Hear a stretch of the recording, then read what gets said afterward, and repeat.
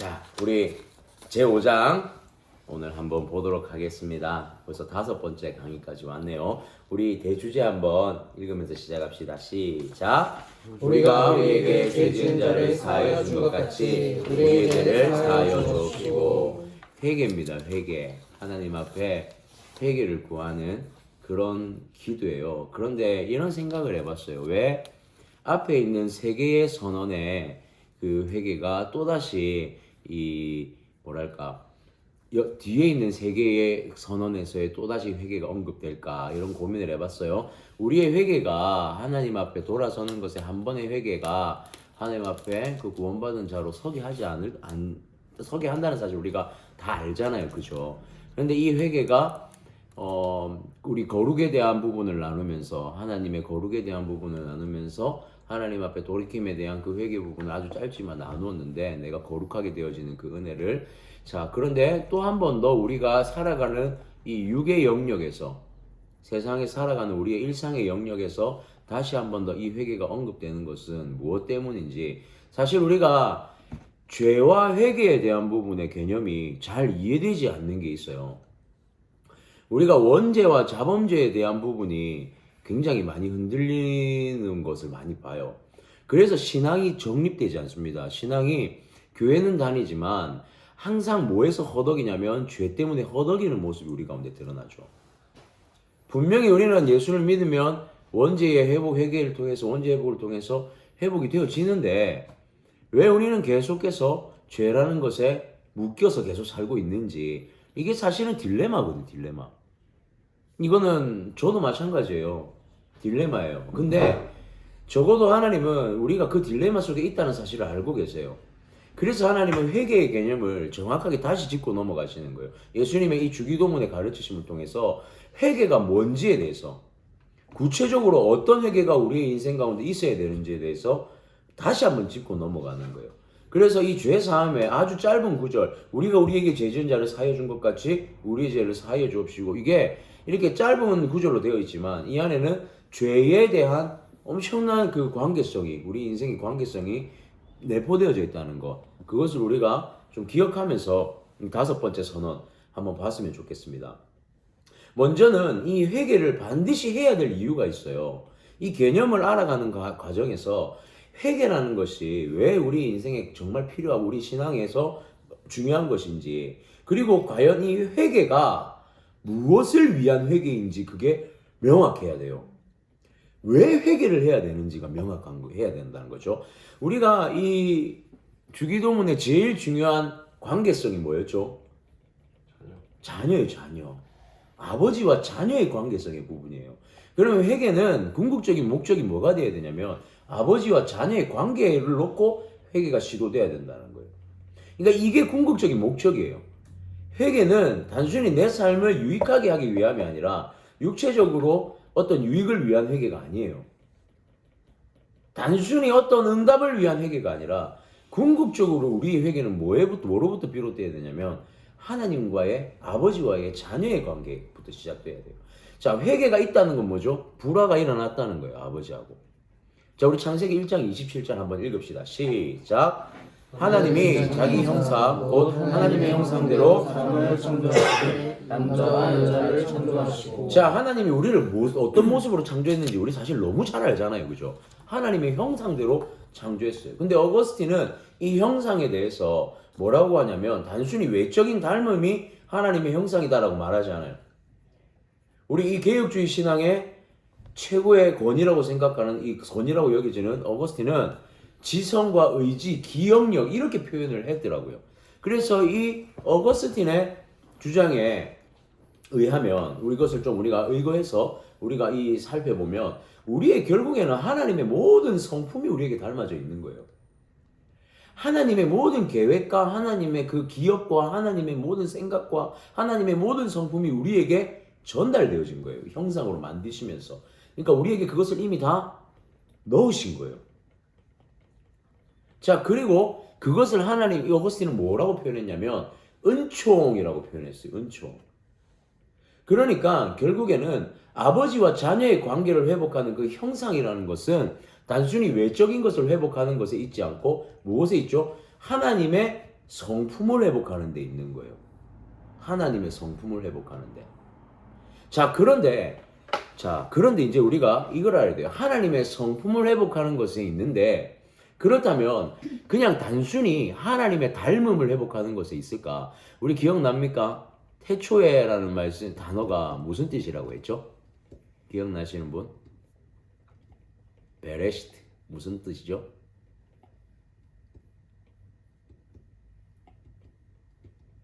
첫 열매. 기억나나요? 예수님은 이 땅에 무엇으로 오셨죠? 하나님의 어떤 자격으로 오셨죠? 어떤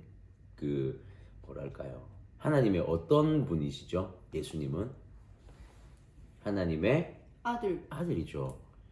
첫 열매 대신 예수님이 아들로 이 땅에 오셨다는 것은 우리 또한 애초에 창조할 때 아들로 예정하신 예수님과 더불어 우리도 뭐였죠? 자녀였다는 거예요. 자녀였다는 거. 단순히 하나님을 닮았다라는 게 하나님의 성품의 모든 걸 다 부여했다는 것은 창세기에선 자녀란 단어를 등장시키지 않습니다. 그래서 진짜 하나님 앞에 우리가 자녀일까?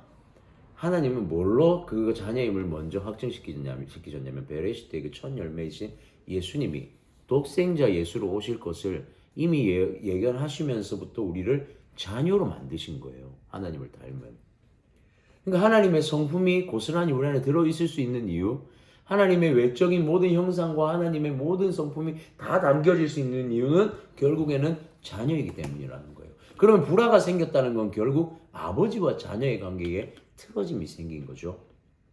그래서 우리의 이 죄에 대한 회개에 앞서서 우리는 요 궁극적인 목적을 정확하게 알고 회개해야 돼요. 다른 어떠한 우리의 유익을 위해 구하기 위해 또는 기도의 응답만을 위해서 회개하는 게 아니에요.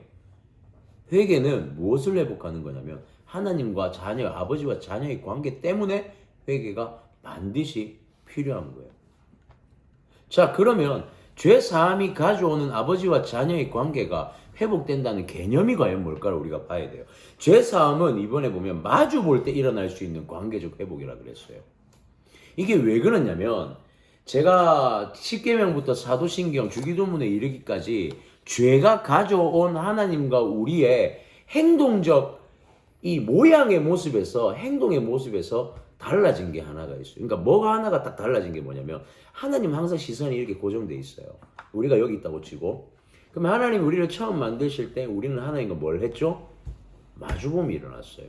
이게 어디서 일어나냐면 첫 번째 창세기 1장 안에 복 주다 복을 주시다 할 때 그 바라크에서 1장에 하나님과 우리의 개인의 복의 주심의 관계에서 하나님이 복을 주시는 것은 하나님이 주시는 은혜. 그런데 우리는 어떤 자세를 취하죠? 경배하다라는 자세를 바라크라는 단어 안에 경배하다, 엎드리다라는 자세를 통해서 하나님 앞으로 우리가 방향이 딱 고정되어 있는 걸 보여줘요. 2장에 들어가면 다시 한번 복을 주세요. 이것은 만물을 창조하시는 그 만물이라는 단어. 이 만물이라는 단어는 결국 질서, 군대라는 뜻이에요. 군대. 모든 만물이 또한 하나님을 바라보면서 하나님과의 눈과 눈의 마주함이 하나님 아버지와 자녀의 관계였어요. 그러면 불화가 일어나 버리니까 어떻게 되죠? 하나님은 이렇게 그대로 바라보고 계신데 우리가 이렇게 방향전환이 돼버린 거예요. 눈과 눈의 마주함이 사라져 버린 거예요. 이게 하나님 앞에 멀어진 우리의 모습이에요. 상태. 그러니까 우리가 이 개념을 이해를 못하면 회개라는 개념을 이해할 수가 없어요. 절대로. 하나님 앞에서 우리가 아담과 하와가 지은 원죄가 가져온 결과물이 뭐였냐면 하나님과 우리의 마주봄이 이렇게 돌아간 거예요. 그래서 10계명은 그렇게 말하죠. 내 눈과 눈 사이에 우상이 있지 않기를. 눈과 눈의 마주봄이에요. 마주봄. 우리 이렇게 많이 설명합니다. 눈과 눈 사이에 죄가 껴서 잘 보이지 않는다. 요거 우리 많이 들어봤을 거예요. 하나님과 하나님 사이에 죄. 요거 맞아요. 근데 요거는 자범죄적인 영역에서 봐야 돼요. 우리는 이렇게 돌아서 버렸어요. 이렇게 돌아서 버렸어요. 사실상. 그래서 죄 사함이 가져오는 회심이 가져오는 은혜가 뭐냐면 출애굽기 29장 42절 43절 읽읍시다. 시작. 이는 너희가 대대로 여호와 앞 회막문에서 늘 드릴 번제라. 내가 거기서 너희와 만나고 내가 말하리라. 내가 거기서 이스라엘 자손을 만나리니 내 영광으로 말미암아 회막이 거룩하게 될지라. 우리는 이 만남의 개념을 단순히 그냥 옆에 있다 이런 만남이 아니라 뭐냐면 하나님 우리를 마주 보러 오시는 개념이에요. 마주 보러 오시는 개념. 우리가 단순히 죄가 끼어서 못 본다? 요거는 나중에 조금 더 깊이 들어갈 건데 그게 아니라 1차적으로 우리에게 원죄가 가져온 우리의 모습이 어떻게 되버렸냐면 이렇게 돌아선 모습이 되는 거예요. 이게 중요한 거예요. 근데 우리가 이거를 잘 이해하지 못하고 늘 여기서 끼어있는 죄만 생각을 해요. 그러니까 원죄의 해결이 뭔지를 모르는 거예요, 사실상. 교회는 열심히 다니고 죄에 대한 회개를 끊임없이 말하는데 원죄에 대한 회개를 해야 되는지 자범죄에 대한 회개를 해야 되는지 무슨 회개가 지금 나에게 필요한지를 우리가 명확하게 모르고 용서해 달라고만 기도하는 거예요. 그러니까 진전이 없어요. 하나님 앞에. 진전이 없어요. 무슨 회개가 있어야 되는지를 알아야 되는 거죠. 자, 그런 관점에서 우리는 먼저 자, 지금 이 첫 번째는 뭘 보여준 거냐면 그 개념이에요. 개념이에 머릿속에 딱 그려주셔야 돼요. 자, 두 번째. 왜 하필이면 일용할 양식 뒤에 죄 사함이 왔을까에 대한 부분도 고민해야 돼요. 어쩌면 죄 사함이 더 먼저이지 않아요? 따지고 보면 이것은 인간의 이해의 영역이에요. 사람은요, 육적인 것에 더 이해가 밝습니다. 육의 것을 주고 나서 영의 것을 똑같이 이해시키는 거예요. 이해되시나요? 이 예수님의 하나님이 얼마나 지혜고 배려인지 몰라요. 우리의 기도 가운데 육의 양식을 구하는 걸 먼저 하게 하셨어요. 우리의 연약함 때문이죠. 그러면서 또다시 한번 이 회개를 언급하실 때 뭐냐면 결국에는 육의 양식을 구하는 게 매일 되듯이 영의 양식인 이 회개의 기도는 매일 있어야 되는 거예요. 매일 있어야 되는 거예요. 제가 좀 이따가는 이 뒤에 부분에서 이제 이 매일의 회개가 뭔지를 나눠볼게요. 자, 우리 출애굽기 29장 38절 읽읍시다. 시작. 내 재단 위에 드릴 것을 이러하니라. 매일 몇 두 마리니. 이게 뭐냐면 이 매일의 번제가 있어요. 번제도 종류가 있습니다. 그냥 단순히 1년에 뭐 모든 이스라엘 백성들이 모여서 드리는 번제가 있다면 제사장들이 매일 드려야 되는 번제가 있어요. 매일마다 드리는 번제. 이건 제사장들이 드리는 번제예요. 이 번제는 하나님 앞에 회개의 번제, 회개의 번제. 매일매일 제사장들은 이스라엘의 회개 범죄에 대해서 회개하고 일상에 일어나는 모든 문제를 회개하고 나아갑니다. 제사장들이 짊어지고. 그래서 매일의 어린 양을 드리는 그 번제를 드리는 거죠. 자, 이런 관점이에요. 앞에 있는 아버지와 자녀의 불화에서 본 게 뭐냐면 관계 부분, 이 돌이킨 부분이죠. 그 다음 부분은 매일매일의 회개예요. 이 교회 개념이 두 개가 나누어져 있는지 다음부터 보여드릴게요. 방향전환의 회개, 요렇게 아까 틀어져 버린 회개 있죠. 이 회개는 뭐냐면 원죄에 대한 회심의 회개예요. 원죄에 대한 회심의 회개예요. 자, 호세아 6장 1절 한번 먼저 읽읍시다. 시작. 오라 우리가 여호와께 돌아가자. 여호와께서 우리를 찢으셨으나 도로 낫게 하실 것이요 우리를 치셨으나 싸매어 주실 것입니다. 이스라엘 백성이 하나님 앞에 범죄한 그 죄를 저지른 범죄는 뭐냐면 하나님이 끊임없이 언급한 범죄는 뭐였냐면 그들이 어떠한 행위적 죄를 지은 게 아니었어요. 이스라엘이 예배를 드렸을까요? 안 드렸을까요? 나눠지고 나서도 드렸어요. 북이스라엘과 남유다의 가장 큰 쟁점이 뭐였어요? 분쟁의 쟁점 뭐였는 줄 아세요? 예루살렘. 바로 그거예요. 이들은 예배에 대한 문제가 제일 큰 논쟁거리였어요. 북이스라엘은 예루살렘에 올 수 있었어요? 없었어요? 그래서 어디를 세우죠? 사마리아. 신약에 나오는 사마리아 땅이 그들의 제사의 장소였어요. 예배의 장소였단 말이에요. 그러니까 이들은 끊임없이 예배를 고민한 자들입니다. 근데 하나님은 이들을 향해서 뭐라고 말씀하셨냐면 너희 나를 떠났다 그래요. 나에게서 뭘 했다고 돌아섰다 그래요. 그죠? 하나님의 입장에서는 하나님의 관점에서 신은 유일하게 누구밖에 없어요. 하나님이에요. 근데 이스라엘은 누구를 데리고 오죠? 바알, 신상. 그렇죠. 아세라, 태양신, 수많은 신상, 이방인 신들을 가지고 들어오기 시작하죠. 우리는 그게 이렇게 생각할 수 있어요. 예배 드리지 않냐? 그럼 우리는 예배 교회 나오니까 회심은 된 거 아니냐? 하나님 뭐라고 말씀하시냐면 그거 회심된 거 아니야. 너는 나에게서 돌아섰어라고 얘기해. 그래서 호세아에서 이들은 이렇게 말하는 거예요. 우리가 다시 하나님께 어떻게? 여호와께 돌아가자. 방향전환을 하자는 뜻이에요. 방향전환. 회심은 이 기도는 방향전환의 기도예요. 근데 우리는 계속해서 사실 무슨 기도를 하냐면 자범죄에 대한 기도가 먼저 나와요. 회개를 하게 되면. 내가 지금 이런 죄가 있습니다. 하나님 나한테 계속 이런 행위적인 죄가 있는데 이게 해결이 잘 안 돼요라고 기도합니다. 근데 하나님이 원하시는 첫 번째 회개는 뭐냐면 그 자범죄 기도가 아니에요. 방향 전환을 요구하세요. 방향 전환. 그럼 우리는 여기서 한 가지를 유추할 수 있어요. 방향 전환은 자범죄에 대한 그 단순 하나하나의 기도가 아니니까 결국에는 회심이라는 것이 내가 어떤 죄에서 완전히 100% 자유하다는 회심 기도는 아니라는 거예요. 이건 뭐냐면 하나님께 고개를 돌리는 기도예요. 이렇게 서겠습니다. 근데 뭐가 문제냐면 이렇게 돌아섰지만 아직 뭐가 남아있어요. 이제까지 내 몸에 배어있는 죄의 모습들이 남아있잖아요. 아직. 매일의 기도가 이제 그 기도인 거예요. 하나님 앞에 방향전환만 일어나면 이게 뭐가 사라져? 구원이 해결되는 거예요. 하나님 앞에. 방향전환만 일어나면 구원이 해결돼요. 그리고 제가 그저께 우리 교회 청년 가운데 혜린이하고 요 몇몇이 있는 친구들인데 제가 이렇게 설명을 했어요. 하리가 이렇게 한번 봐줄래 나는? 카메라가 있으니까 이게 보고 있다고 칩시다. 원래는 어떻게 있었냐면 이렇게 있었어요. 하리가 하나님이야. 자, 그런데 회심이 일어난 건 이렇게 회심이 된 거예요. 근데 회심이 일어났다고 해서 나에게 아직 모든 죄의 어떤 자범죄적인 게 다 해결돼요? 해결 안 돼요. 그거 착각하시면 안 돼요. 우리 회심했다고 죄 안 지어요? 죄 짓잖아요. 그리고 이전에 지은 죄를 뭐라고 쓰냐면 이전에 지은 죄를 보지 않겠다 그래요. 근데 우리에게는 뭐가 남아있냐면 죄를 향한 그 유혹에 대한 연약함이 아직 남아있어요. 그래서 뭘 하냐면 이렇게 돌아서지는 않아요. 다시 뭘 하냐면 고개를 자꾸 돌려요. 무슨 말인지 이해돼요? 고개를 자꾸 돌려요. 그리고 또 하나가 있어요. 고마워. 또 하나가 있어요. 뭐냐면 지금까지 타협했던 것들이 아직까지는 타협해왔던 것들 중에 아직까지 이건 내 죄가 아니야 라고 여기는 부분들 또한 있다는 거예요. 우리 맨날 청년들 나누는 건 뭐예요? 술 문제. 기억나요? 술 문제 많으면 결국에는 마셔도 된다 안 된다로 맨날 싸우죠. 맞죠? 마셔도 되나 안 되나로 맨날 싸우잖아요. 여러분 이거는 마셔도 된다 안 된다의 문제가 아니에요. 제가 항상 그 얘기하죠. 성화의 사이클 중에 결국에는 만나는 타이밍이 온다고. 이게 죄로 부딪힐 때가 온다고. 아직 그 타이밍이 오지 않은 것 뿐이에요. 그런데 그게 어디에 있냐면 하나님과 나의 눈과 눈 사이에 자리 잡고 있어요.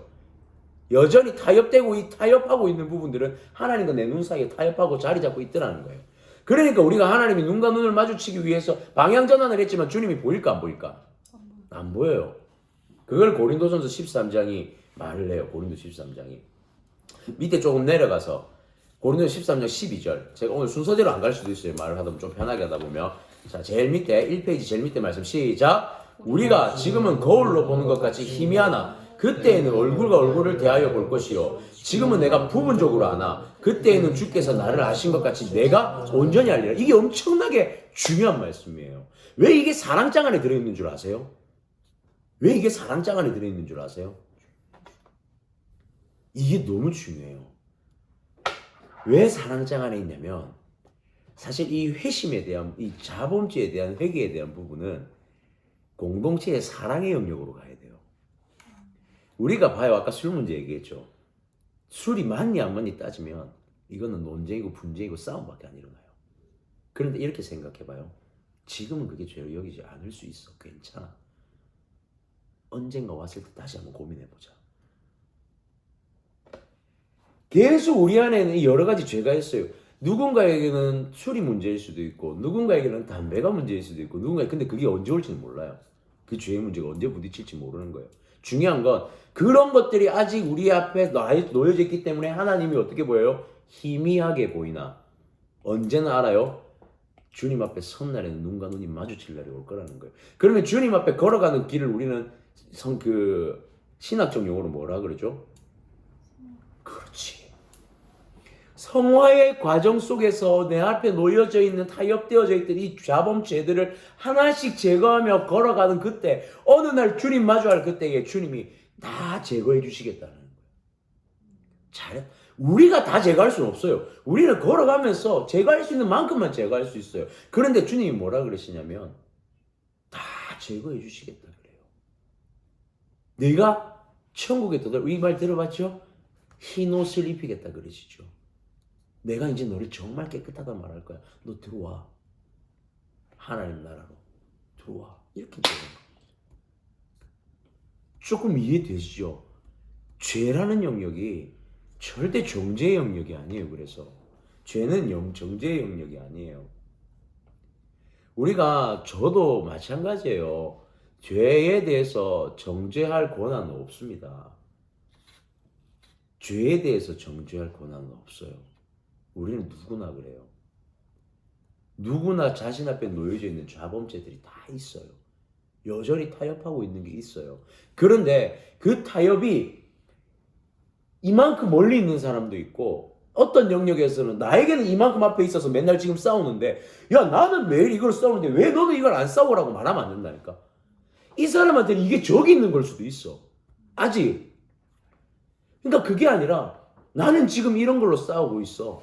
그러니까 나를 위해 같이 기도해줘. 누군가는 이걸로 싸우고 있을 거란 말이야. 그럼 이걸 또 싸우는 거. 이걸 하는 게 어디예요? 교회예요, 교회. 이게 교회예요. 누군가가 싸우고 있는 것을 나누고 공유하면서 성령의 은혜를 구하고 위로하고 격려하는 그 모습을 보여준 게 사도행전이에요. 그 모습을 보여준 게 사도행전. 서로가 같이 떡을 떼고 모이고 예배하고 하나님을 찬미하면서 서로 다르지만 서로 하나님 안에서 서로를 품는 것. 빌립보서에서 사도 바울이 정확하게 얘기하죠. 너희가 한 마음 같은 마음을 품으라. 나를 돌볼 뿐더러 내 옆에 있는 지체도 돌보아라. 이게 무슨 뜻이냐면 너의 모습으로 판단하지 말고 너만큼 그도 그런 마음이 있다는 것을 알고 돌봐라. 같이 영적으로. 그게 교회예요. 교회. 그러면 그게 이 교회라는 것이 온전한 교회가 세워지기 위해 어떤 기도? 이 회개라는 기도를 정확하게 알고 기도해야 된다는 거예요. 이게 우리가 하나님 앞에 공동체를 세워나가는 사실상 정말 중요한 기도예요. 정말 중요한 기도. 그러면 하나님께서 말씀하시는 열매의 개념을 우리는 깨달아요. 여러분 열매가 여러 가지 저는 이 파트에서 한 두 가지 정도로 열매를 봐요. 우리가 복음을 전하면서 맺는 영혼의 열매가 있죠. 근데 여러분 그거 아세요? 회개의 열매와 그 열매가 다른 열매가 아니에요. 뒤에 가보면 나옵니다. 제가 회개의 열매가 그 열매가 다른 열매가 아니에요. 회개의 열매로부터 오는 열매예요. 그게 회개의 열매로부터. 이 개념이 안 돼 있으면 전도가 될까요? 한번 생각해봐. 세상 살아가는 사람은 전부 정죄의 대상이 돼버려요. 맞잖아요. 전부 정죄의 대상이 돼버려요. 그렇게 돼버리면. 그러면 이 회개의 개념이 안 된 우리가 전도하는 건 굉장히 뭐랄까요? 그 뭐라 그러죠? 갑자기 단어가 생각이 안 나네. 모순? 모순이 되는 거죠. 그죠? 이건 모순이 되는 거예요. 자, 그래서 보세요. 위에 부분의 말씀 안 읽었던 마태복음 3장 8절에서 9절 한번 읽읍시다. 시작. 그러므로 회개에 합당한 열매를 맺고 속으로 아브라함이 우리의 조상이라고 생각하지 말라. 내가 너희에게 이르노니 하나님이 능히 이 돌들로 아브라함의 자손이 되게 하시리라. 자, 봐봐요. 회개에 합당한 열매를 맺으라 그래요. 회개에 합당한 열매. 나는 괜찮은 사람이야. 나는 정결한 사람이야. 나는 이 이스라엘의 조상의 후손이야 라고 생각하지 말라는 거예요. 똑같은 거예요. 사실은. 그래서 우리는 회개에 합당한 열매로부터 이후에 나오겠지만 복음에 합당한 열매로 가는 거예요. 회개에 합당한 열매로부터 복음에 합당한 열매. 자, 우리가 이 회개에 대한 부분, 이 회개에 대한 부분의 온전한 개념의 이해로 결국에는 그 열매를 맺는다고 했죠. 마태복음 7장 16절에서 18절 뒷장이죠. 이제 한번 넘어가 볼까요? 이제 뭐냐면 회심과 회개의 관계를 한번 볼게요. 회심과 방향전환과 자범죄의 회개의 관계를 한번 볼게요. 시작. 그들이 열매로 그들을 알지니 가시나무에서 포도를 또는 엉겅퀴에서 무화과를 따겠느냐. 이와 같이 좋은 나무마다 아름다운 열매를 맺고 못된 나무가 나쁜 열매를 맺나니 좋은 나무가 나쁜 열매를 맺을 수 없고 못된 나무가 아름다운 열매를 맺을 수 없느니라. 봐봐요. 열매는 어디서부터 와요? 근본적으로 나무에서 오죠. 그 나무가 우리잖아요, 지금. 내가 좋은 복된 열매를 맺으려면 결국엔 첫 번째 회심이 있어야 돼요.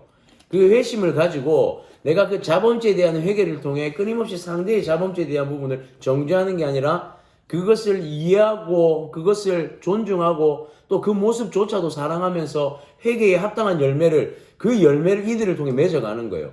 그럼 이 열매를 보면서 우리는 뭘 알아요? 아, 내가 그래도 하나님 앞에 회심한 자로 살고 있구나라는 그 방향 전환된 모습을 내가 다시 한번 더 경험하는 거예요.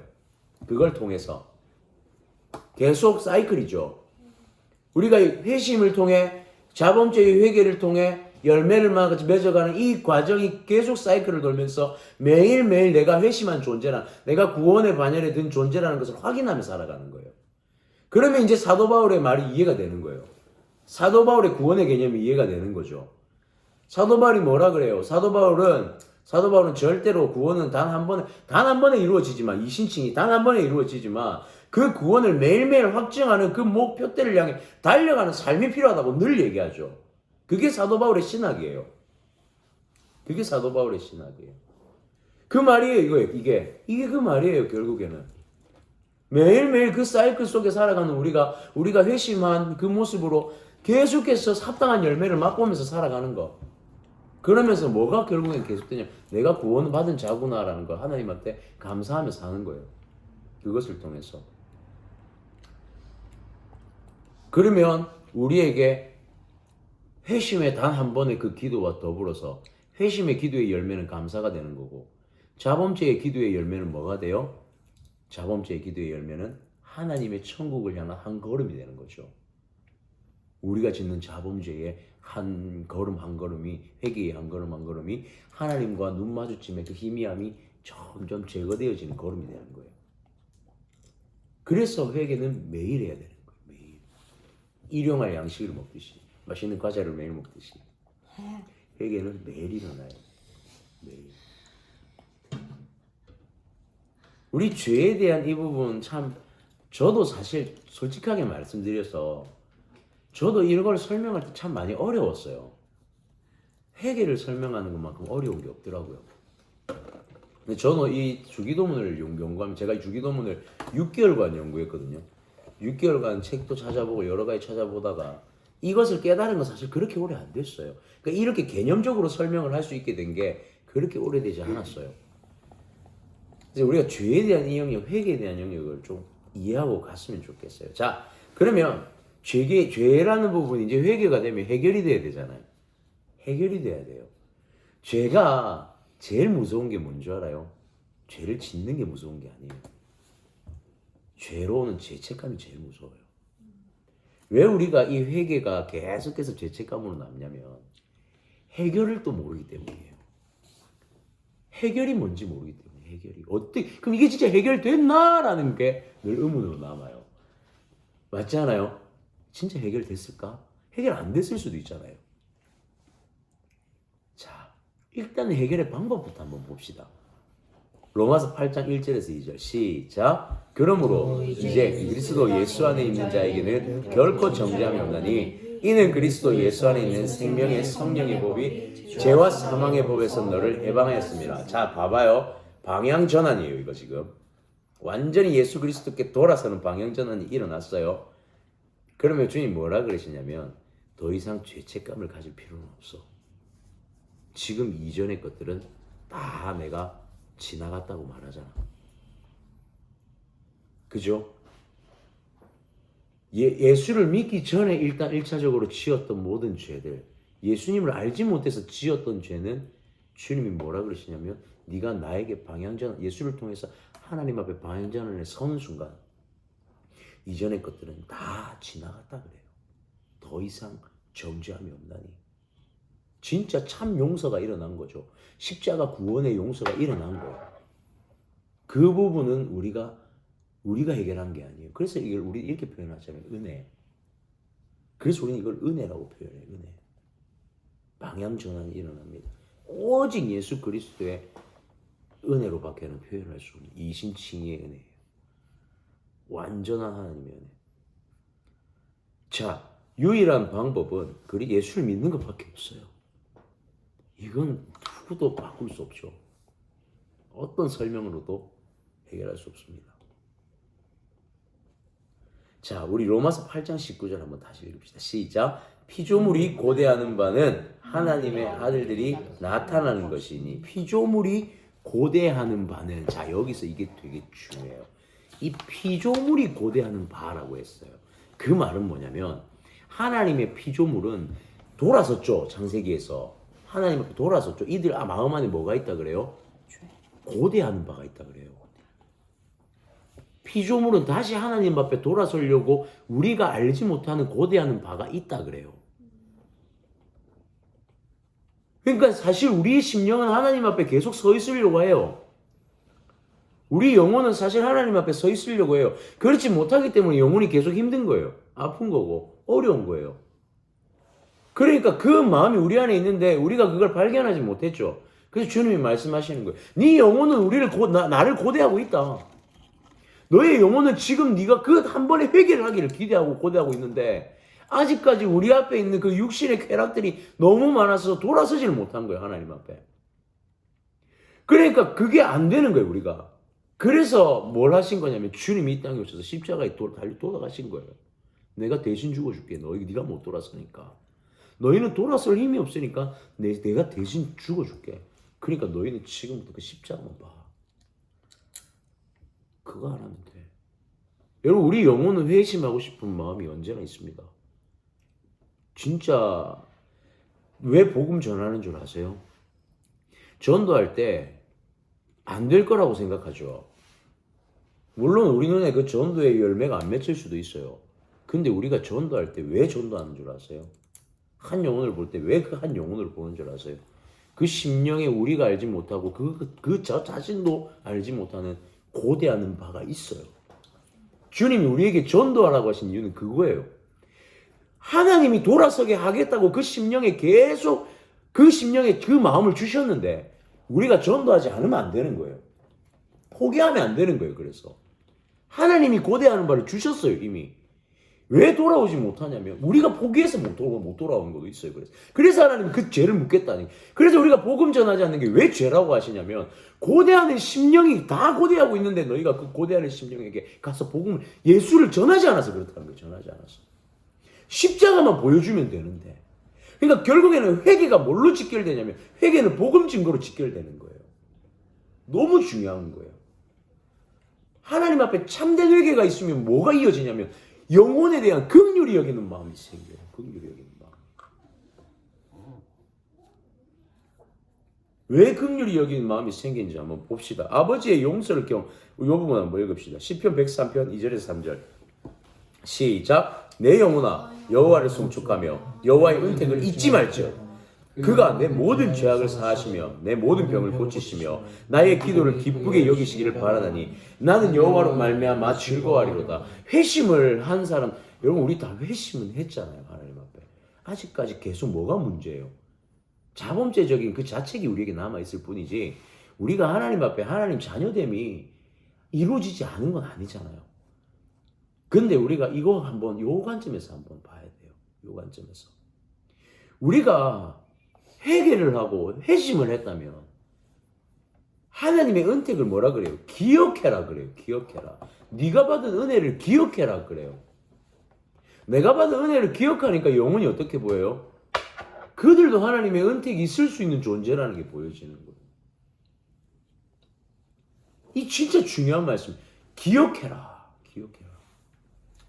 기억해라요. 기억해라. 은혜 받은 걸 기억해라. 무너지죠. 그런데 내 자책감 때문에 하나님 앞에 받은 은혜를 잊어버리지 말자는 거예요. 하나님께 받은 은혜를. 우리는 용서를 경험받은 자들이에요. 이미. 하나님의 용서를 경험받은 자들이에요. 그죠? 그걸 기억하는 자는 용서할 수도 있어야 돼요. 죄책이 아니라 또한 이것이 찬양과 송축으로 기록되죠. 그러니까 죄책이 떠나가고 찬양과 송축이 되는 순간 뭐가 돼요? 우리의 찬양과 송축이 누군가에게 또한 복음이 되는 거예요. 우리의 찬양과 송축이 흘러가는 거예요. 그들에게 들려지는 거예요. 복음 전하는 거 전도를 해보면 노방전도 해보셨죠? 그죠? 제일 최근에 언제 해봤어요? 노방전도 코로나 전에. 코로나 전에. 또 노방전도 언제 해봤어? 우리 학교 앞 전도 갔었죠. 혜린이 청년부 가서 했었지, 그치? 전도 쉬워요, 어려워요? 엄청 어려워요. 왜 어려워요? 내가 몰라서. 내가 뭔가 그게 없었어. 내가 뭔가 없어서. 여러분 잘 봐요. 성경에서 고린도전서에서는 전도의 방법에 대해서 이렇게 설명해요. 가장 미련한 방법으로 하는 게 전도라고 하나님이 그렇게 말씀하세요. 전도의 미련한 방법을 하나님이 기뻐하신다 그래요. 왜 전도가 되는 줄 아세요? 이 회심의 기쁨만 있으면 전도가 되기 때문에 미련한 방법이라고 하는 거예요. 방법론이 아니라 회심의 기쁨만 있으면 전도할 수 있어요. 회심의 기쁨이 전도의 조건이에요.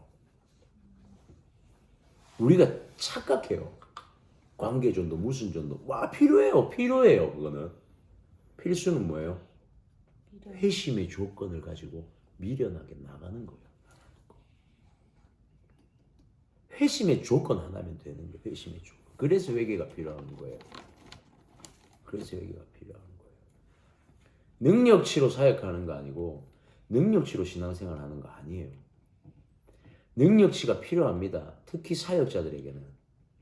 능력치 중요합니다. 저는 그건 필수는 아니지만 필수에 가까운 필요라고 저는 그렇게 생각해요. 그러나 절대로 넘어설 수 없는 게 하나 있어요. 회심의 조건이에요. 회심의 조건. 아무리 필요 조건이 강력한 힘을 가지고 있다 해도 필요 조건은 절대로 필수 조건을 넘어설 수가 없어요. 그리스도인에게 필요 조건은 너무 많아요. 근데 그리스도인에게 필수 조건은 딱 하나밖에 없어요. 회심. 하나님 앞에 돌아오는 거. 회개밖에 없어요. 이거 하나가 핵심이에요. 핵심. 자, 그러면 우리 영혼에 고대하는 마음이 있고 우리가 회개를 한다는 것은 또 아버지에게는 어떤 마음이 있다는 거예요? 우리가 돌아오기를 기다리시는 마음. 그렇죠? 바라는 마음이 있어요. 아버지 끊임없이 기다려요. 우리 아까 탕자 얘기 나왔죠? 탕자.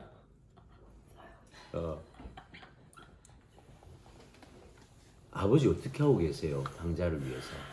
기다리고 계세요. 항상 그 언덕에 올라가 기다리고 있어요. 여러분, 창세기에 그 예수님의 기다리심의, 아버지의 기다리심의 모습을 보여준 한 사람이 있어요. 창세기 초반에, 창세기는 총 4명의 족장이 있죠. 아브라함, 이삭, 야곱, 요셉까지 4명의 족장이 있습니다.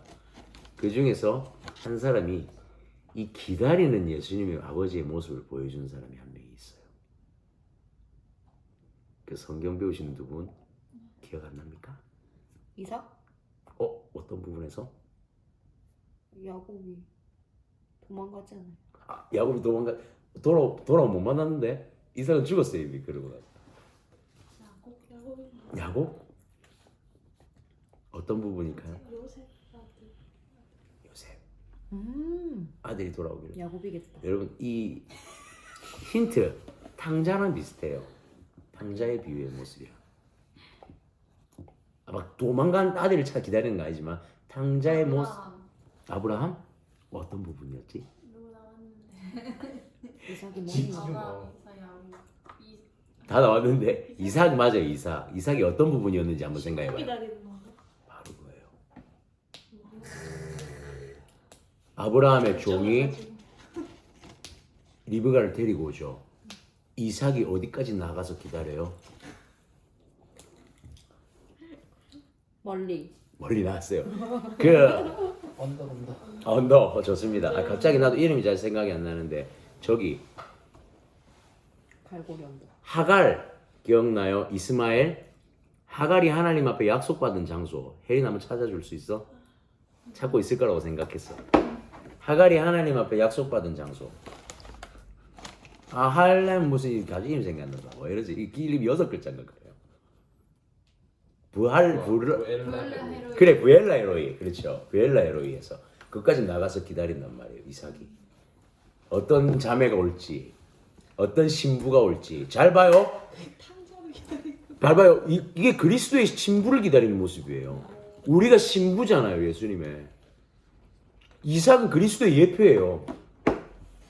이삭은 너무 중요한 그리스도의 예표의 모습을 가지고 있어요. 이삭이 리브가를 기다리는 장면이 이삭의 성경에 기록된 이삭의 인생에서 핵심 포인트가 리브가를 기다리는 장면이 굉장히 강력한 모습이에요. 그게 이삭 얘기가 몇 번이나 나와요. 되게 안 나와요. 거의 신부 기다리는 장면 또 뭐 있죠.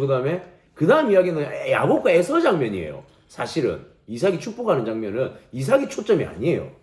그나마 우물 판 거 맞죠? 아브라함의 우물을 뺏기 갖고 지 우물 파는 거 계속. 그게 뭐예요? 희생과 헌신. 자기는 끝까지 그 낮아서 희생과 헌신하고 뺏겨도 그냥 묵묵히 그 우물을 또 파나가는 그것밖에 없어요. 그러니까 이삭의 장면은 2개밖에 없어요, 사실.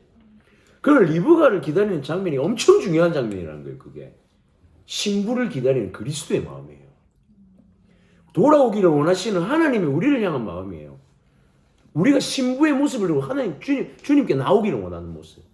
기다리고 계세요. 뭐 하기를 원하세요? 회심하고 회개하기를 원하세요. 리브가가 하나님에 있을 때 리브가가 어떤 사람이에요? 리브가의 집안은 하나님을 믿는 집안이 아니에요.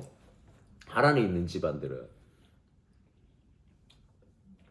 라반에게서 야곱이 도망쳐 나올 때, 도망친 이제 재산을 갖고 나올 때 라헬이 뭐 갖고 나오지? 그 드라빔을 갖고 나오지. 드라빔 뭐예요? 우상을 갖고 나와요. 그건 우상을 믿는 민족이에요. 같은 핏줄이긴 하지만 리브가가 뭐라고 하고 나와요? 리브가가 어떻게 나왔어? 바로 갑시다. 그렇지, 이거야. 이게 핵심. 바로 갑시다. 갔을 때 그러잖아요. 라반이 리브가를 일주일만, 열흘만 있다 가라. 종에게. 아닙니다. 저는 내일 아침에 동이 트는 대로 가겠습니다. 그래 라반이 그런단 말이에요. 리브가에게 의견을 한번 물어보자. 가겠다 그러면 가고 가기 싫으면 가지 말라 그래. 리브가가 뭐라 그러냐면 바로 따라 나가겠습니다. 그래요. 즉시로 떠나겠습니다.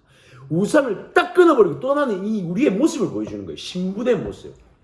회심하여 돌아서서 이삭에게로 나아가는 그 모습을 보여주는 게 리브가의 장면이에요. 이거예요. 아버지는 지금도 우리가 돌아오길 기다리고 있으면서 회심하고 돌아오기를 원하고, 자, 회심하고 돌아왔으면 또 어떻게 나가기를 원해요? 매일매일 이 죄와 씨름하면서 하나님과 눈에 마주보며 그 희미함을 제거해 나가기 원하시는 거예요. 그래서 주님 앞에 만나는 그날을 소망을 가지고 나아가기를 원하는 거예요. 자, 그럼 한번 이제 생각해봐요. 그것을 제거하면서 나가는 길에 때로는 흔들리고 넘어지고 또 그거가 돌아갈 수도 있어요. 그렇지만 우리는 이때 어떻게 죄책감으로 무너지는 게 아니라 소망이라는 게 있기 때문에 또다시 돌아서 갈 수 있는 거예요. 소망이 있기 때문에. 제 둘째 아들 말고 소망이 있기. 그러니까 왜 우리에게 죄책감이라는 게 남아있냐면 뭘 못 봤기 때문에 그래요. 회심은 했는데 소망을 못 봤어요, 아직. 그러니까 소망에 대한 기대가 자리 잡지 못한 거예요. 회심하면서 우리가 회심할 때 이걸 기대하세요. 회심이 딱 되잖아요. 우리에게는 천국이라는 소망이 있어요. 그래서 가다가 넘어져도 우리 또 일어나는 거예요. 성령을 붙잡고 의지해서 또 일어나는 거예요. 그래서 그것을 내어버리고 또 가는 거예요. 가다가 또 넘어질 수도 있어요. 아까 말했잖아. 사이클 돌다 보면 지금 내가 타협하는 게 있으면 나중에 타협하는 게 있어요. 그걸 또 부딪히면, 죄라는 게 딱 부딪히면 그게 한 번에 해결이 안 된다니까. 한 번에 버려지는 게 절대로 안 돼요. 그것 가지고 또 씨름하는 거예요. 씨름하는 거예요. 씨름하다가 또 내어버리고 가는 거예요. 씨름하다가 또 내어버리고 가는 거예요. 때로는 이 씨름이 요만한 두께의 얇게 죄일 수도 있는데 이 씨름이 저런 벽 같은 씨름일 수도 있어요. 그런데 우리한테 그렇게 말하는 거예요. 그거 죄책감 가지지 마. 소망 봐. 벽도 내가 뚫어줄게. 죄와 사망의 권세를 이기신 예수 그리스도를 붙잡는 이유가 그거잖아요. 그분이 모든 죄를 다 밟으셨잖아요. 짓밟으셨잖아요. 그러니까 네 앞에 놓여져 있는 이 자범죄도 내가 밟았어 이미. 포기하지 마. 넘어지면 또 일어섭니다. 또 일어나. 우리가 뭐만 있으면 돼요? 죄를 사해 준 것과 내 죄를 사해 주십시오라는 이 기도만 있으면 되는 거. 하나님 앞에 용서해 주십시오.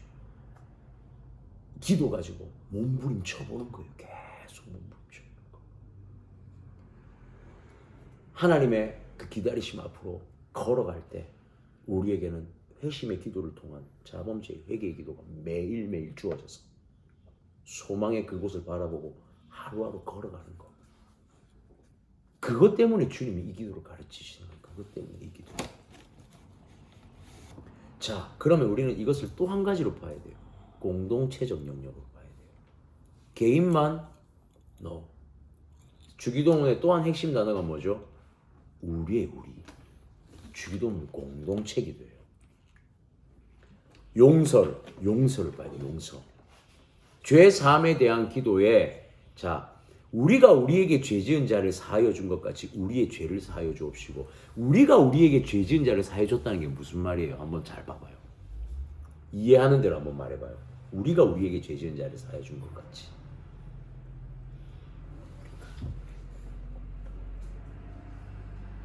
이거 자칫 잘못하면 이 기도 유심하게 이렇게 쳐다보면 이런 오해가 있어요.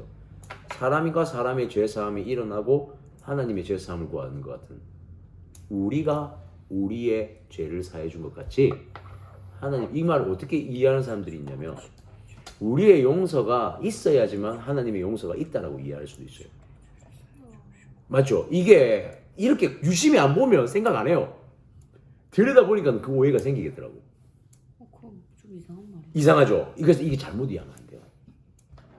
우리가 우리에게 죄를 사하여 준 것 같이 우리의 죄를 사하여 주옵시고 이 말은 우리 안에 용서가 일어나서 하나님의 용서가 있어야 된다. 이게 아니에요. 이런 의미가 절대로 아니에요. 그건가? 우리가 우리의 형상대로 하나님 그 우린가? 이거를 단순히 문자적으로 보지 말고 우리가 이렇게 한번 이해를 해보자고. 우리가 이렇게 해보자고. 하나님의 용서를 우리가 다 깨닫는 게 쉬워요, 어려워요? 어려워요. 그러면 하나님의 용서가 없는 상태에서 인간이 인간을 보면 어때요? 최악이죠. 최악이지. 어쩔 수 없어요. 용서라는 게 있을 수가 없으니까. 그죠? 우리가 우리에게 죄를 사하여 준다는 것 자체가 사실은 불가능한 거예요. 불가능한 거예요.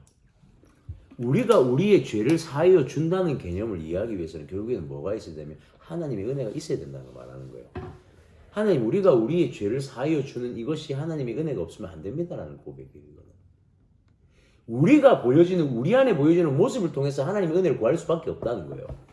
이해됐어요? 우리가 우리에게 죄를 사하여 준 것 같이는 우리가 우리의 죄를 서로 사하여 줬습니다가 아니라 우리가 서로의 죄를 사하여 주기 위해서는 하나님의 은혜가 없으면 안 됩니다라는 고백이에요. 왜 이렇게 적어놨어요? 왜 이렇게 적어놨을까? 국어를 못했네. 뭐라고? 국어를 못하는 사람이. 저는 이거를 정확하게 표현한 걸 찾지는 못했어요. 근데 저는 이렇게 봤어요. 인간이 깨닫는 게 하나님으로부터 깨닫는 것보다 우리는 사람과 사람을 보면서 깨닫는 게 더 많아요.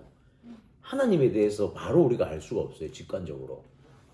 오히려 사람의 모습을 통해서 우리의 연약함을 봐요. 우리는. 그런데 이게 해결이 안 되는 거지. 그래서 하나님께 은혜를 구할 수밖에 없는 거. 그리고 그 은혜가 우리에게 있으면 다시 그 용서가 이루어질 수 있다는 거. 나는 그렇게 봤어요. 저는 지금은 그렇게 이해를 해요. 우리 인간의 모습 속에서 보여지는 그 모습을 통해 다시 하나님을 찾는 거. 그것이지 않을까. 저는 그렇게 생각을 합니다. 이 부분은 제가 조금 더 연구를 확실히 해가지고 한번 나눌게요. 근데 이 문장을 보니까 그 고민이 생기더라고. 예수님이 가르쳐주신 기도 아니에요? 맞아요. 그래서 그 우리는 하나님을 뜻하는 거 아닐까요? 우리가 하나님을 뜻한다. 좀 이따 나누면서 한번 나눠봅시다. 강의 끝나고. 자, 그래도 우리 이 부분을 한번 봅시다. 지금 우리가 가야 할 부분은 핵심 포인트를 좀 가고 그러고 나서 한번 나눠봅시다.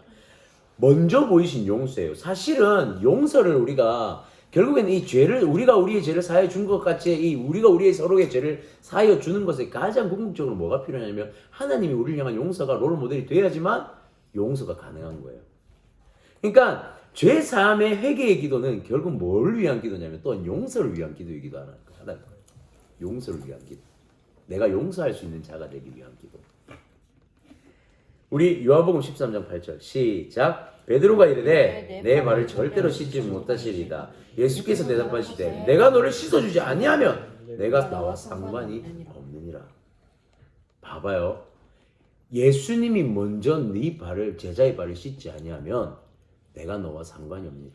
예수님이 왜 십자가를, 하나님이 우리 죄를 위해 십자가를 지시고 돌아가셨냐면 관계 있기 위해서였어요. 관계 있기 위해서. 낮아진 모습을 보여주시고 용서가 뭔지를 보여주셨어요. 용서가 뭔지를 보여주셨어요. 내가 네 발을 씻어주지 아니하면 너와 나는 상관없는 사이다. 내가 너를 이렇게 용서하지 않으면 너와 나는 상관없는 사이다. 그 말은 우리 가운데 어떻게 적용되죠? 내가 지금 내 옆에 있는 사람을 용서하지 못하면 사이가 좋아질 수 없다. 하나님도 우리에게 상관없다고 말하는 거예요. 이게 되게 중요한 거예요. 맞아요. 그 사람과의 관계도 없는 것과 마찬가지로 또 뭐가 없어요? 하나님과 우리의 관계가 없는 거죠. 주님이 우리에게 보여주신 걸 우리가 행하며 살아야 되잖아요. 세족식이에요. 이게 우리가 잘 아는. 여기 세족식 해보셨죠? 네. 세족식 할 때 어때요? 간지러워요. 제발 발 좀 씻고 왔으면, 이런 생각. 세족식 다음 주에 합니다. 그리고 그 다음날 집에 가서 각질 제거하고. 맞아요. 맞죠? 그 하기 직전까지 씻고. 그쵸. 씻고 들어가죠. 실제로 그래요. 부끄러우니까. 근데 세족식의 의미를 한번 우리가 고민해봐요. 세족식의 의미. 세족식이 무슨 의미일까요? 용서하는. 내가, 그렇죠, 당신과 관계가 있습니다라는 의미예요. 당신과 나와 하나님이 관계가 있습니다라는 의미예요. 예수님이 그걸 보여주셨어요. 그냥 마음으로 말로 표현하지 않고 용서를 몸소 보여주셨어요. 몸소. 근데 여기 안에 회심과 자범죄에 대한 얘기를 예수님이 언급하세요. 한번 잘 봐요. 13장 9절에서 10절 한번 읽읍시다. 시작. 시몬 베드로가 이르되 주여 내 발뿐 아니라 손과 머리도 씻어 주옵소서. 예수께서 이르시되 이미 목욕한 자는 발밖에 씻을 필요가 없느니라. 온몸이 깨끗하니라. 너희가 깨끗하나 다는 아니니라. 잘 봐요. 베드로가 뭐라 그러냐면 내 손과 머리도 다 씻어 주십시오 그랬더니 예수님이 너 이미 회심은 했어 라고 말해. 목욕은 필요 없어. 되게 신기해요. 예수님 딱 그래요. 목욕은 필요 없어. 근데 뭐가 필요해요? 발만 씻으면 된대요. 이거 아까 했던 말이에요. 내 이웃을 정죄하지 않는 거. 그의 회심을 내가 손대는 게 아니라 그의 회심은 하나님의 영역이고 또한 그의 회심은 씻겨줄 수 있는 게 아니에요. 더 나아가서 그의 회심에 대해서도 우리는 정죄할 수 없어요. 우리가 그 발을 씻겨준다는 의미는 뭐냐면 내가 당신을 정죄하지 않습니다. 당신의 그 자범죄, 죄에 대한 영역도 내가 함께 같이 고민하고 짊어집니다라는 고백이에요. 공동체예요, 공동체. 교회예요, 교회. 우리가 서로 발을 씻겨주는 거예요, 그렇게. 서로 발을 씻겨주세요. 우리가 이미 구원을 받았지만 발이 씻겨준다는 것은 자 너희가 깨끗하나 다는 아니니라. 아직은 남아있죠. 우리에게 다는 아니에요. 이걸 우리가 하나씩 서로 발을 씻겨주면서 제거해 나가는 거예요. 조금씩 조금씩 같이 감당하고 짊어지고 가는 거예요. 그걸 우리는 뭐라 그러냐면 용서고, 그 말은 우리 발 하루에 몇 번 씻어요? 한 번 씻어요? 나도. 다행이다. 한 번만 씻으면, 한 번이라도 씻으면 다행이다. 매일 씻어야 돼요. 그죠? 매일 발 안 씻으면 어떻게 돼요? 냄새나요. 그렇지. 냄새나지. 여러분, 이게 굉장히 1차원적으로 말씀하시잖아요, 예수님이. 이렇게 1차원적일 수가 없다니까. 매일 씻어야 돼요. 매일 하는 회개. 아까 했죠? 매일 하는 회개. 우리 그럼 용서도 어떻게 해야 돼요? 매일 하는 용서가 필요하다. 매일 하는 용서가. 자, 그리고 이 회개는 곧 이 용서, 예수님이 보여주신 용서는 최고의 용서이고 이 회개 또한 최고의 용서를 보여주는 거예요. 자, 누가복음 23장 34절 시작. 이에 예수께서 이르시되 아버지 저들을 사하여 주옵소서. 자기들이 하는 것을 알지 못함이니이다 하시더라. 그들이 그의 옷을 나눠 재리고 오시되. 자, 봐봐요. 왜 우리가 롤모델이 예수님이냐면 예수님은 그 발을 씻기는 것뿐만이 아니라 예수님은 다 보여주셨잖아요. 십자가에 죽는 순간까지 6시간 동안 십자가에 못 박혀 계시는 순간까지 그들의 죄를 용서해달라고 하나님을 빌었어요. 그렇지 않아요? 최고의 용서를 주님이 보여주셨는데 우리 그 발 씻는 용서도 못하면 안 되잖아요. 우리가 주님한테 받은 용서는 회심의 용서였어요. 근데 우리는 최소한 그 한 영혼의 한 사람 한 사람의 그 자범죄적인 용서도 우리는 하지 못하고 있는 게 현실이잖아요. 그죠? 자범죄적인 용서도. 그래서 우리가 롤모델이신 예수님이 왜 우리의 롤모델이 되냐면 우리가 하는 용서, 우리가 할 수 없는 용서까지 보여주신 분이 예수님이고 우리는 최소한 그분이 씻기신 그 세족식에 발 씻는 것만이라도 우리가 하면서 매일매일 나아가야 하는 것. 그래서 회개기도와 함께 오는 우리에게 주어진 은혜가 뭐냐면 용서예요. 용서. 그것을 복음까지 이어갈까요? 그것을 사도 바울이 이렇게 표현했어요. 빚진 자.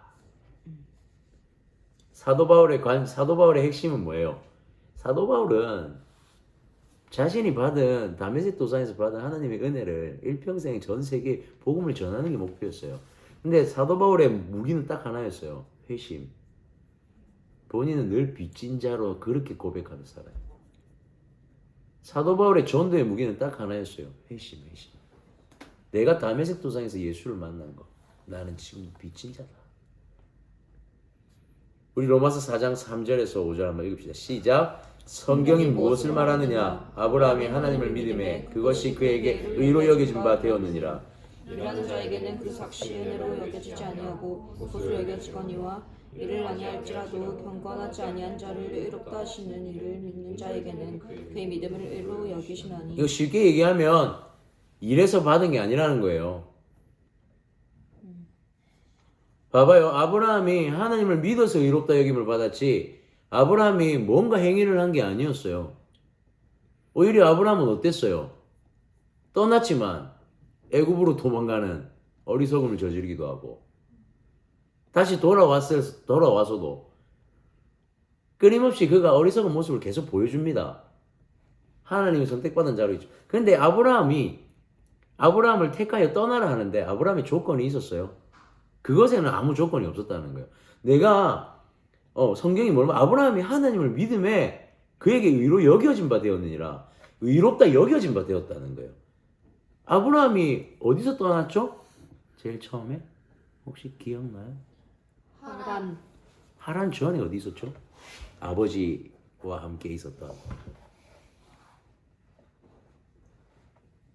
나홀이 아니고 저기 누구냐? 아버지 갑자기 데라.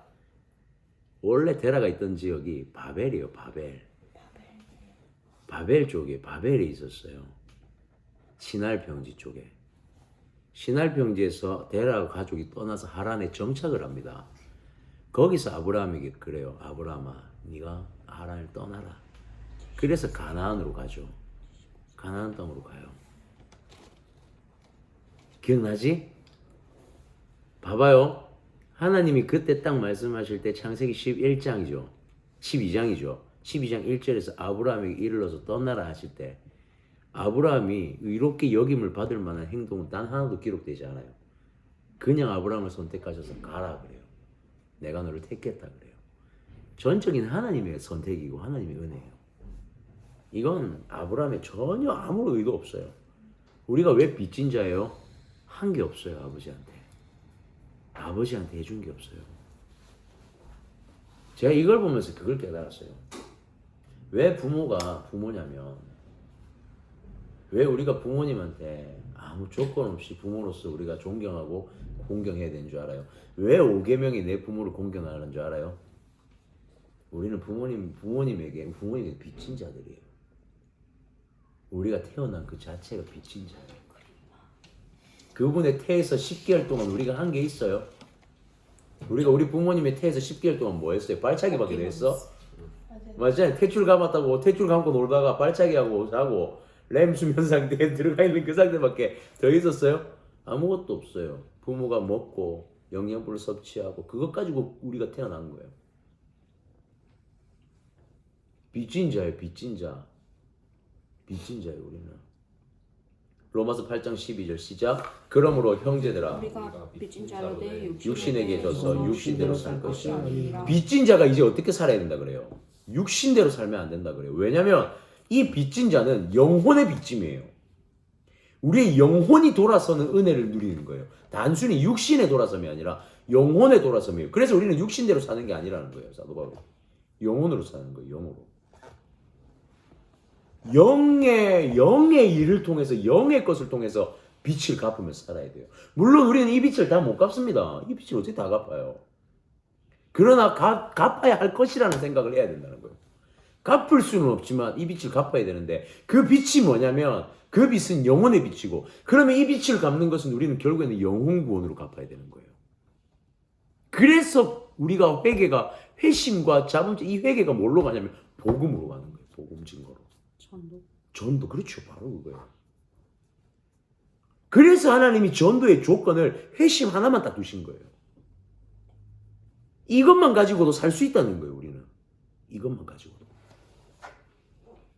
살 수 있는 거예요. 그 빚진 자의 의무가 바로 복음 전도예요. 빚진 자의 의무가. 자 로마서 8장 12절 한 번만 더 읽읍시다. 시작. 그러므로 형제들아 우리가 빚진 자로 돼 육신에게 져서 육신대로 살 것이 아니요. 자 밑에 있는 말씀 한번 더 읽읍시다. 제가 말씀 장절을 안 적어놨네요. 시작. 헬라인이나 야만인이나 지혜 있는 자나 어리석은 자에게 다 내가 빚진 자라. 그러므로 로마에 있는 너희들에게 복음 전하기를 원하노라. 내가 할 수 있는 대로 빚을 갚기 위해서 내가 할 수 있는 대로 복음 전하기를 원하노라. 직무유기예요. 안 하면 직무유기예요. 직무유기. 제가 우리 사역자들 부산에 있는 사역자들 한 번씩 이렇게 모여요. 또 같이 이렇게 동역하는 선배님들하고 이렇게 한 번씩 만납니다. 얘기를 해요. 전도 어떻게 해야 되냐고. 전도의 방법이 뭐냐고. 전도 나가면 욕먹지 않냐고. 제가 딱 한마디 합니다. 나가보고 얘기하라고. 나가보고 얘기하라고. 왜 안 해보고 안 된다고 말부터 하냐. 해보면 되잖아. 해보면. 이거 신방을 어떻게 해? 해보면 된다. 가봐라 그냥. 그냥 가라. 부딪혀라 일단. 직무유기. 이것만큼 큰 직무유기 없더라고. 저는 진짜로 능력치가 없었어요. 저는 저만큼 능력치가 없는 사람이 없었다니까. 27살에 한글을 못 썼다니까 제대로. 손이 굳어가지고. 진짜로. 내가 하나님 앞에 할 수 있는 직무유기를 하지 않는 유일한 방법이 뭐였냐면 매일매일 영혼을 찾아가는 것밖에 없었어요. 그렇다고 뭐 대단하나? 이 무슨 이단 같은 설교하고 앉아있고 맨날 말 몰라갖고 말씀을 잘. 제가 성경 연구하는 거 딱 하나밖에 없어요. 제가 뭐 이거 가지고 솔직히 말해서 한번 우리 탁 펴시고 성경 연구해가지고 뭐 해먹고 살겠습니까? 성경 맨날 연구해가지고 이거 갖고 뭐 하겠어요? 복음 전하는 거 말고 쓸데가 없어요. 성경 연구는. 근데 우리에게 제일 중요한 게 그거예요. 성경을 보는 이유는 딱 하나예요. 내가 회심한 자로서 하나님 앞에 복음 전하는 거. 그거 하나밖에 없어요. 그거 하나밖에. 그것만 해도 하나님 우리한테 뭐라 하시냐면 그거 직무유기 아니다라고 말해요. 너 착하고 충성된 종아 그런다니까 하나님. 그거 하나만 가지고도. 하나님 늘 그렇게 하시더라고. 내가 진짜 못난 모습, 내가 참 연약한 모습 보이고 살아도 하나님이 이거 하나만 가지고도 잘했다 착하고 충성된 종아 내가 또 데렸다 너에게 또 이것을 맡길게. 내가 너에게 이걸 또 맡길게. 하나님 내가 이걸 맡을 조건이 안 됩니다. 이거 하나면 돼. 영혼 모르겠고 맡기신 양 목자로서 사는 거 이거 하나만 요구하시더라고요. 이거 하나만. 그러면서 혹여나 넘어질 때마다 때로는 채찍질 하시고 때로는 이렇게 세우시고 때로는 위로하시고 때로는 격려하시면서 또 이렇게 세우시더라고요. 회개. 그러면서 복음 전하는 거. 할 수 있는 대로. 할 수 있는 대로가 무슨 말? 단순히 어떤 때로 어떻게든지 계획적으로가 아니에요. 이거는 계획을 넘어서는 헌신이에요. 계획을 넘어서는 할 수 있는 대로. 그 밑에 한번 봐봐. 이건 조금 읽을게요. 제가 용서받는 자가 할 수 있는 최고의 행위는 용서의 복음을 전하는 전도고, 용서의 마음이 없으면 전도가 불가능하고, 거저 뭐 용서받은 자만 용서할 수 있고, 우리가 받은 용서는 왜 영의 용서이기 때문에 영적 용서를 이행하는 게 직무를 감당하는 거예요. 빚 갚는 거예요, 하나님 앞에. 인간적 행위로 용서하는 거 아니라 모든 인류가, 모든 영혼이 다 하나님의 복음이 필요하다라고 생각하며 그저 전하고 사는 거예요. 그저 전하고 사는 거예요. 봐봐요. 그걸 살아낸 사도 바울이 빌립보서 1장 22절에 21절에 이렇게 고백해요. 시작. 이는 내가 사는 것이 그리스도니 죽는 것도 유익함이라. 내가 사는 것이 그리스도니, 내가 사는 것 이것 자체가 그리스도고, 내가 사는 것이 그리스도 때문이고, 그리스도로 인함이고, 그리스도를 위함이고, 그게 나의 가장 큰 유익이다라고 고백하죠.